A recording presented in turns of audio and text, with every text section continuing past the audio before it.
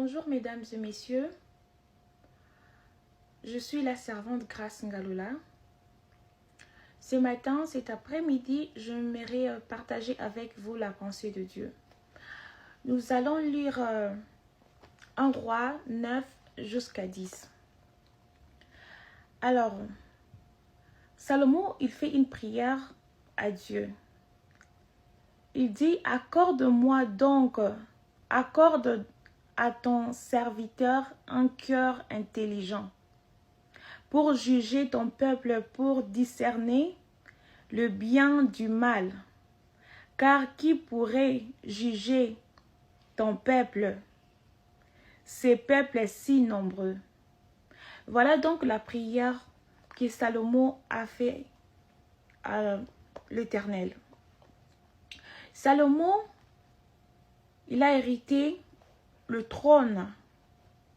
Et voilà donc la prière que Salomon il fait à Dieu. Et nous allons continuer jusqu'à 1 Roi 3, 9, on va lire jusqu'au verset 13. Alors, le verset 11. Et Dieu lui dit, puisque c'est là ce que tu demandes, puisque tu ne demandes pour toi ni une longue vie, ni les richesses, ni la mort de tes ennemis, ni la mort de tes ennemis, et que tu demandes de l'intelligence pour exercer la justice. Voici, j'agirai selon ta parole. Je donnerai,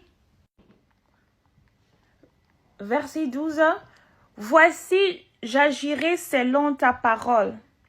Je donnerai un cœur sage et l'intelligence de telle sorte qu'il y aura eu personne avant toi et qu'on ne verra jamais personne de semblable à toi. Je te donnerai en outre ce que tu n'as pas demandé, de richesse et de la gloire, de telle sorte qu'il n'y aura pendant toute ta vie aucun roi qui soit pareil à toi. Voilà ce que l'Éternel a répondu à Salomon, le roi Salomon. Cet message, alors voici mon message. Mon message est que Dieu bénit les serviteurs et les servantes de Dieu qui ont le souci pour ses brebis. Les gens qui cherchent la face de Dieu pour de vie de gens. Les gens qui ont le souci pour le ministère, qui ont le souci pour gagner des âmes pour l'Éternel. Voilà des gens que Dieu bénit. Et tant qu'un serviteur de Dieu ou une servante de Dieu, nous ne devons pas courir vers la richesse de ce monde. Nous ne devons même pas faire de prière que oh non, Dieu bénis-moi, Dieu bénis-moi, Dieu élève-moi. Non. Dieu, il dit dans sa parole, il dit, voici mon serviteur, il prospérera, il montera à tous égards. C'est votre partage. C'est votre partage, c'est votre droit. Au moment où tu commences à servir Dieu, au moment où tu commences à gagner des âmes pour Dieu, cette message, cette parole s'attache automatiquement à ta vie. Tu n'as plus besoin de faire de prière ni de demander à Dieu. Voilà pourquoi plutôt Salomon, il a marqué Dieu. Laisse-moi vous dire, chers bien-aimés, il y a des gens dans ce monde qui marquent Dieu. Et faites un effort de marquer Dieu. Parce qu'il y a des gens qui ont touché Dieu. Les gens qui ont touché Dieu au point que Dieu a dit non, on m'a touché.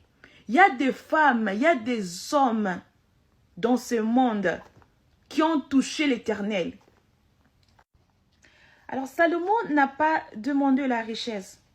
Il a plutôt demandé, Dieu, donne-moi l'intelligence. Il n'a même pas demandé, Dieu, donne-moi la force, maintenant je suis roi. Donne-moi la force que je puisse me venger des gens qui m'ont fait du mal. Salomon n'a même pas demandé la mort des gens qui l'ont fait du mal. Parce que quand David, il était vieux, il y avait d'autres fils de David qui voulaient être rois.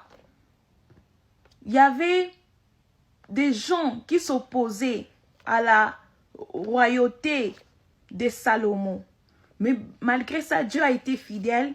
Salomon, il avait remporté, il a pu s'asseoir, devenir roi. Mais Salomon, il pourrait aussi dire que non, Dieu, maintenant que je suis roi, extermine mes ennemis. Mais Salomon, il a fait une prière d'amour. Voilà pourquoi l'amour triomphe du mal. Voilà pourquoi en restant dans l'amour, en vivant dans l'amour, on triomphe du mal. Chers bien-aimés, vivrez dans l'amour. Votre prière que vous devrez faire tous les jours, c'est demander à Dieu de vous donner un cœur nouveau. Demandez à Dieu de changer vos pensées. Voilà la prière dont vous devrez faire pour votre vie. Dieu, change mes pensées. Donne-moi des bonnes pensées. Donne-moi une nouvelle cœur. Un cœur que je vais commencer à aimer. Et non un cœur que je vais commencer à haïr les autres. Demandez à Dieu. Sans Dieu, tu ne peux rien faire. La Bible nous dit que sans le Saint-Esprit, nous ne pouvons rien faire. Voilà de telles demandes, de telles requêtes que vous devrez faire. Demandez à Dieu la sanctification. Demandez à Dieu de restaurer votre vie. Demandez à Dieu de changer votre cœur. Parce que votre cœur, c'est votre richesse. Voilà encore une autre révélation. Votre cœur, c'est votre richesse. La Bible dit, à propos de David, Dieu a dit, voilà l'homme selon mon cœur. Et la Bible dit encore la même chose à Salomon. Elle dit, je n'ai point vu un homme comme toi.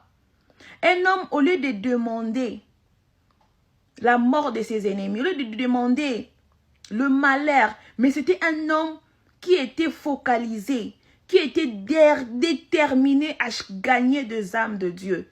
Il était un homme il était déterminé à gagner des âmes de Dieu, des âmes pour Dieu. Et voilà ce que l'Éternel lui dit, que je vais faire de toi, non seulement je vais te donner ce que tu m'as demandé, mais je vais te donner au-delà de ce que tu m'as demandé. Cher bien-aimé, Dieu connaît. Dieu, il connaît. Jésus-Christ, il était dans ce monde. Il connaît nos souffrances. Il sait. Il a dit, je connais. Il a dit dans sa parole, ne vous souciez pas pour le lendemain, car le lendemain se souciera de lui-même. Ne se souciez même pas de vos vies, chers bien-aimés. Dieu connaît la souffrance. Dieu sait que tu dois te marier. Dieu sait que tu as besoin des enfants. Dieu sait que tu as besoin d'une bonne femme. Dieu sait que tu as besoin d'un bon mari. Dieu sait que tu as besoin de la richesse pour parvenir à tes besoins. Jésus-Christ, il sait, il connaît nos besoins. Il connaît, il sait. Voilà la prière donc que nous devrons faire. Demandons à Dieu d'échanger notre cœur. Demandez à Dieu de nous donner les soucis et l'amour de travailler pour lui, de gagner des âmes pour lui, de se donner en tout. Arrêtez les prières, Dieu bénis-moi, Dieu donne-moi l'argent. La richesse, la Bible nous dit que l'or et la richesse appartiennent à Dieu. Tous les biens, la Bible nous dit tout. Cherchons d'abord le royaume des cieux et tout ce qui est dans ce monde nous sera donné par-dessus. Chers bien-aimés, voilà la pensée de Dieu aujourd'hui dans votre vie.